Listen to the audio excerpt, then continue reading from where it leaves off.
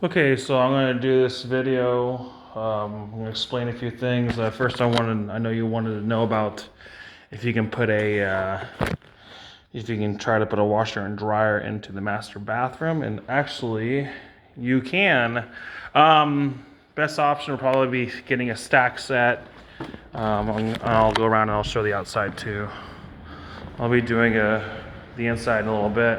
Okay, this section right here looks like some of what happened is a lot of times you'll see where the laminate floor is kind of pulled apart. Well, it depends if it was acclimated properly or not, which I don't know. I'm sure it was, but if the AC was, let's say if it was 40 degrees in here for like 3 months or 2 months, and then something like this could happen. So the best option is going to be, obviously, it looks like some of the lips have been pulled apart. So, sorry, my video is kind of trying to readjust. So these should probably be replaced, these floorings, and then the best option would be is they'd have to take this baseboard out and smack it closer from underneath, and then reattach the baseboard. Sorry, the video is kind of fuzzy. Okay, anyways, I'm going to explain too. Okay, so your main panel box is actually on the outside wall over here. So if you wanted to, you can put a washer and dryer here. You also have a water line here. You have your hose line, your main water line is also going up. So you're all on the same wall as this. So actually you can put a stacker, or you can put you're better off, honestly,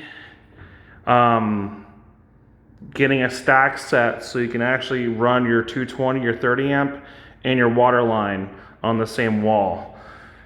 If you already have washers and dryers, you would have to go underneath the crawl space and put a dryer vent in and a water line going up, and then route a 30 amp underneath to go over to this wall. So those are your two options. That's your best option. Obviously, you don't want to put it over here because you won't be able to open your door for your cabinet, and then it would just be too expensive to even try to move your toilet and reroute all your plumbing over here. It'd just be too much of a mess. So this would be your best option to put a new stack dryer or use existing. So, all right, I'm gonna go out and talk about the deck a little bit, obviously. I'm going to show where the worst areas are. So when this deck was built, they weren't requiring 4-inch ballast or space openings, but obviously I would recommend, putting more railing across, another 2x6, so you have no more than 4-inch spaces. So it's important to know all these, except for the rim member over here, all these joist members are pressure treated. So structurally, everything's intact. Some of these plank members, especially from the covered area out that way, should be replaced. They're there's significant moisture damage, and they should be replaced.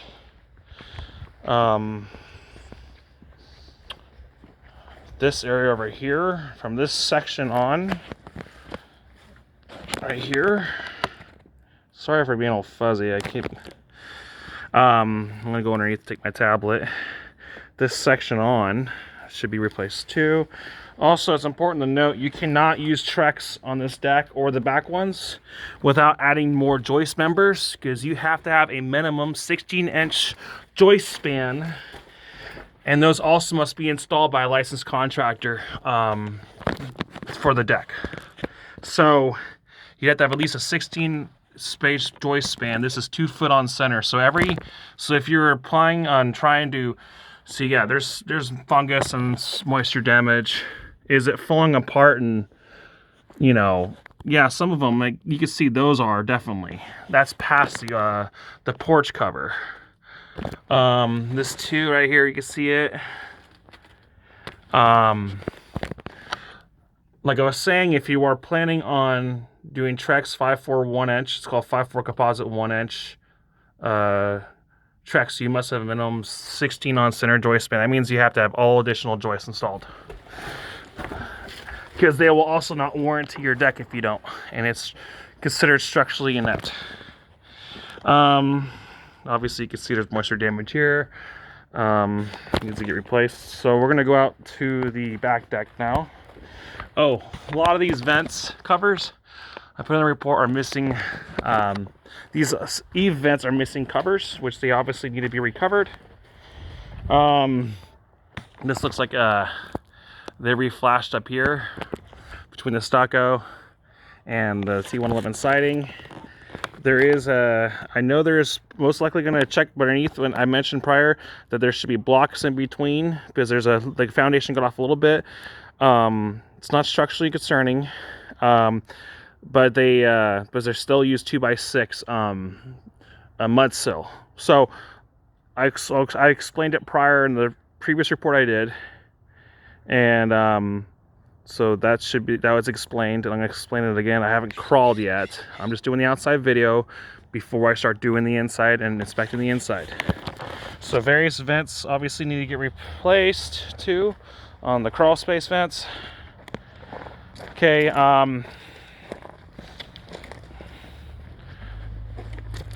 this right here, obviously this could get patched. I don't find it structurally concerning.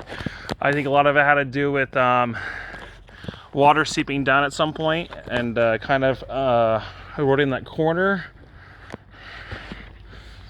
Okay, now I'm going to look at the decks. Okay, so these are all pressure-treated joist members and girder members with 4x4 columns. I find no structural concerns with regards to this deck. There's a couple of plank members that can get replaced, but there is no structural concerns at all.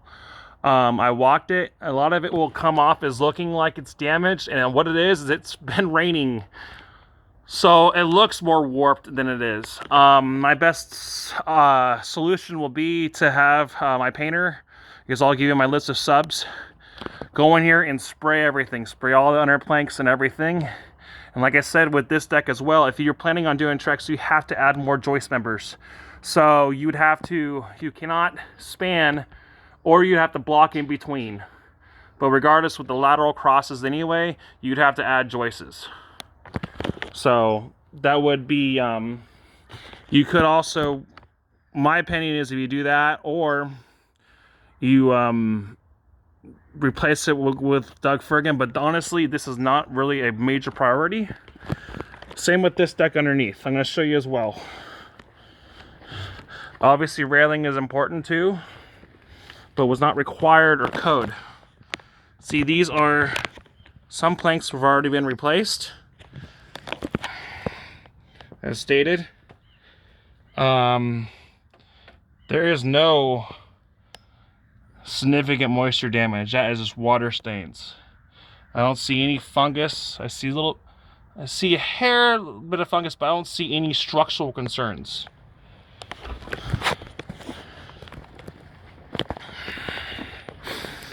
A 36-inch landing should be here. It's usually a 4-inch by 36-inch wide concrete pad. Like here, again, that girder member is all pressure treated. Cantilever joist members, those are all pressure treated. If this was all Doug fir structurally, I'd be much more concerned. Obviously, we need some end caps up top. There's a couple right there. End caps are what you install the 4x4s to the girder members. Okay, I'm gonna keep going up. So there is some fungus here, but I don't find anything structural right there. The stringer members, this are all pressure treated too. This is all pressure treated, which is much more resistant to wood decay. Okay, and in here, you can see we need to get a crawl space door access installed.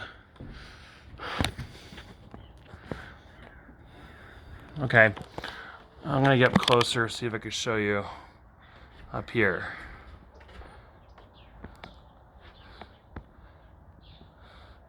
that is surface fungus that can get treated on the girder member, on the as well over here. That's surface fungus. But then there's still also a good inch at least of good lumber. Okay, I'm walking now.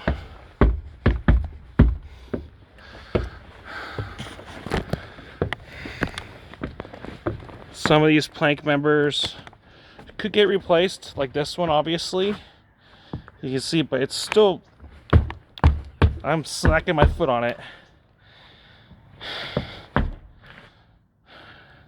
It's still intact, but I would definitely, you know, there's a few of those that could get replaced. Railing is solid. Oop, I didn't mean to cook that. I can't even move it. Like I said, you can see right here, a lot of these vents are missing covers, so they need to get new screens on them. And I think the majority actually are missing covers. So go over here. Again, this is the worst one. So this one should get replaced. That plank member right there. There is proper flashing below the doors, the final doors. And again, right here, and right here. These ones should get replaced. Again, do not see any structural concerns with the deck. In fact, other than a few plank boards, I would say that you'd be wasting your money. Not wasting your money. I would just say the best option would be to replace those planks. Probably repaint the deck and repaint underneath the plank members underneath after having a pest company treat them. That'll add years of your life to your deck, because if you're planning on doing a composite or iron board or anything like that, this also being over 10 feet tall, any of that kind of work with permits, the county might require having a structural engineer. So with that, your 4x4 posts, which are they're good for this. I mean, I don't know what the engineer will say, and I say they're still good for composite. But you imagine, gotta remember, Trex composite weighs twice as much as a wood deck. So the weight to ratio is twice as much. So you need twice as many support members. And like I said, the max you can go is 16 on center for joist layout, and you would need additional joists throughout. Okay, I'm gonna go ahead and do the inside like I explained on the video. Hopefully this helps you out. And I'm gonna start working on the inside and the crawl space. All right, thank you.